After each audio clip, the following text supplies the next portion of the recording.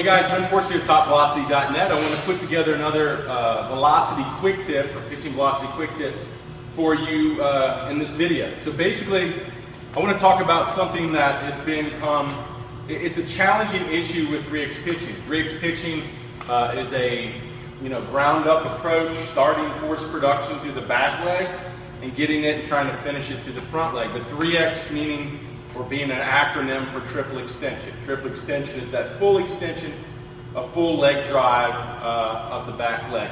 Now there's different versions in high velocity pitchers when it comes to drive leg styles. You can check that video out at topvelocity.net on my drive leg styles, but triple extension is one that I believe has the most benefits. All right, now the problem is, and what we're going to cover in this video is the problem of going too vertical, meaning being too vertical in your delivery. And there's really two mechanical problems, or two mechanical positions that can cause the vertical aspects of the movement. We don't want to be vertical. The more vertical you are in the pitching delivery, really the less efficient you are in transferring that force up the kinetic chain. So we want to try to be as linear as we possibly can, and understand that we're working with a decline and not an incline. So we're declining down the mound. So that means if we really don't get linear, then we can very easily go vertical. So any type of vertical power or any type of vertical energy moving through the body, it really doesn't help or convert well into ball speed, because really towards the end of the release, the arm is coming slightly back down, which puts the ball off this, this high elevated mound down to where the catcher is in that strike zone. So of course it's an old saying of throwing downhill. I just don't like using words from conventional wisdom, because then everyone associates all these specific movements to it. But yes, throwing downhill, because the ball comes downhill, the mound goes downhill. I mean, it's kind of like, what does that really mean? Everything's going downhill, but what does that mean? How do we actually pitch downhill?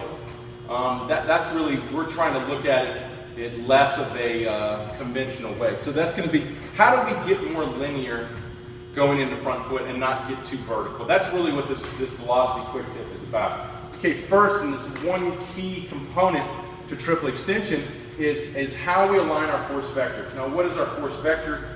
For those of you that don't know anything about 3x pitching, force vector is that ankle to knee. That ankle to knee, wherever it is, and we push force through the ground, because that's how we generate force, through the ground, no other way really. Then where's it going to go? It's going to go in the direction of that ankle to knee. So if I want to jump, I want to just be vertical with my force vector. So when I push force, I go up. Now if I want to move in a linear direction, parallel to the ground, like a sprinter, like a pitcher, then I have to then start to direct the force vector into those directions, like a sprinter would off the mound. Off the out of the block, right?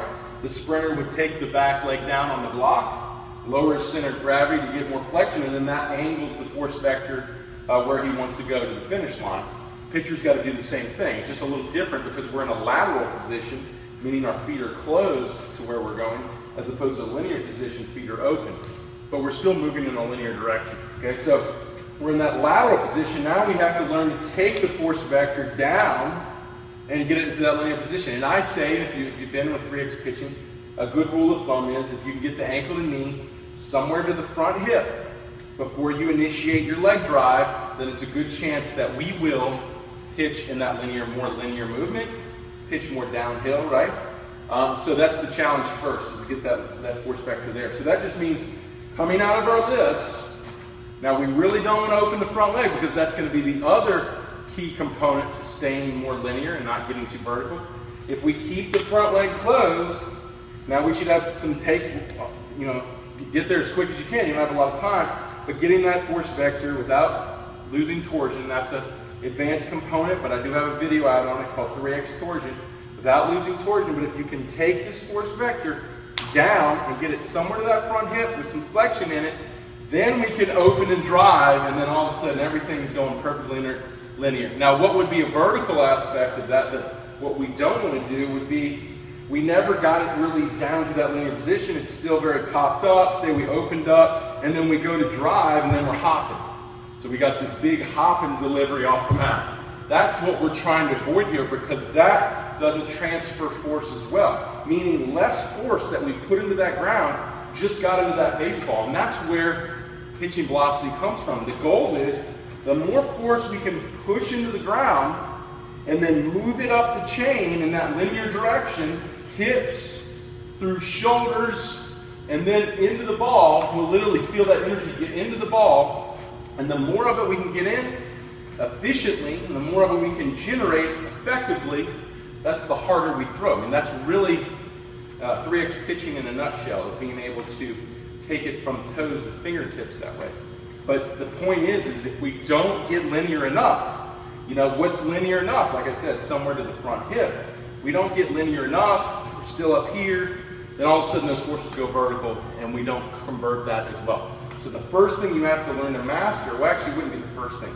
I kind of like working in reverse. So we could say that's the last thing you really want to master, and we bring it in level 3, is getting that force vector into that perfect. It really has to be perfect, guys. Perfect linear position. Now what's the other problem? And this is the one I see the most.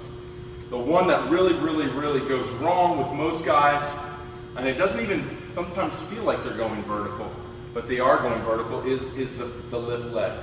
If we let the lift leg go early, and specifically if we let it go dynamically and fly out, what happens if it goes early? Well, this guy's still pointing straight up. And if this guy went early and he's flying out because we took this really crazy big leg lift, or we thought we had to throw our leg out there to go more explosive in our stride, then all of a sudden this guy starts going up. Think about it. If this thing's pointing up and anything comes off your body, it's going to go up too. There's no reason it would go down. Mainly because the only thing on the ground right now is that back leg, and the angle of its force vector is going to dictate how the rest of the vectors are really moving those forces as well. You know, if once this one starts to change, then all of a sudden this one starts to change because we're opening our stride, then this one wants to start changing. All these vectors want to start changing if we initiate the first vector in that more linear position. So, you know, that's why I said, you see guys never getting vertical here, and then all of a sudden they're flying their lift leg out and it's going vertical there. Now, the question would be, why would I say you wouldn't work on that first? Well, the problem is there's a timing aspects that are over here that we need to work on the front side, on the lift leg. We need to work on the timing of when this is to open and how this lands and stabilizes and everything reacts before we can really come back here and make all the vectors work better. Because if I'm coming back here first and I'm getting my vector into that right position to be linear before I initiate my leg drive and initiate my throw, but I don't know what to do with the leg drive when I get in that position, or I don't know when to open the front foot and how it puts down and what it feels like to put down in a more linear position, and then how to pitch off that, I really truly believe it's putting the cart before the horse. The back leg adjustments in the vector, if you don't know the motor coordination of how to finish the throw after that and those vectors, it's not going to help. It's not going to work. So I would like to get all that set first before I get this thing perfect. Meaning, I'm going to do drills like we do in 3X pitching, where we're already in our full strides. Okay, we're already in the linear force vectors, and we're just going to lift and initiate the force, and then feel what it's like for your body to move in those more linear vectors. And then once you get that down, and once you've programmed that in through enough reps, now we can come back here and learn to start better and get there. So basically, we're not going to truly learn the full delivery until we can get to learning how to get that force vector linear from lift to load. But first we have to learn everything after that, so it's not putting the cart before the horse, so it's not a train wreck. So we actually know what to do with it when we get that force vector in that position. But, like I said, the problems are typically, if this guy's off, this guy's not linear, then this guy's not linear, okay? So look in your delivery for two things. Look for a linear force vector here, and then look for a linear movement of your front leg.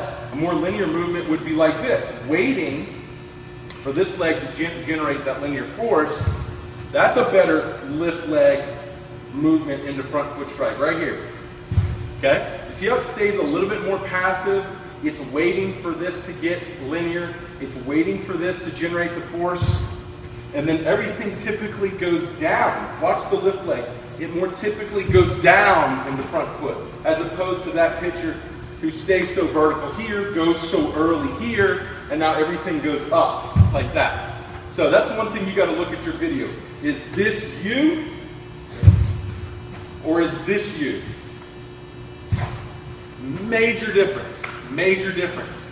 You could just watch your own video and draw a line. Draw a line of your momentum. Is your momentum going up into the opening of the front foot? Or is your momentum going down the mound into the momentum with the opening of the front foot? You're looking for something, obviously, you want to see your center of gravity, typically around your hips, moving in the decline of the mound. You don't want to see the center of gravity, mainly your hips, moving in an incline off the mound and going up. And that's typically what you'll see in those guys that want to go early and go vertical. Look at everything going up. It's all going up. As opposed to going late, because late typically means more linear and more passive with the lift leg. Now things are more going down. Okay? To me, this is $1 million advice, because it will completely change you. If you're the guy going vertical early and you become the guy going linear late, you're going to be so much more explosive, or you're going to reach so much higher on the gun, and you're going to be so much more effective over the plate, because your balls are going to be working a lot better. You're going to see more of that downward plane, more of that late spin. Of course, more ball speed over the plate. So to me, this is probably a velocity quick tip that should rank up there at the top. But there's a lot in this video. So if you're kind of lost in my terminology, you need to start digging into the site, topvelocity.net, and getting more into learning about 3X pitching, and then advance this video. But this advice is that it holds a critical amount of mass and volume when it comes to really becoming that high velocity guy on the mound. So I hope this helps. Keep trying to do these. You guys keep working hard and keep going hard.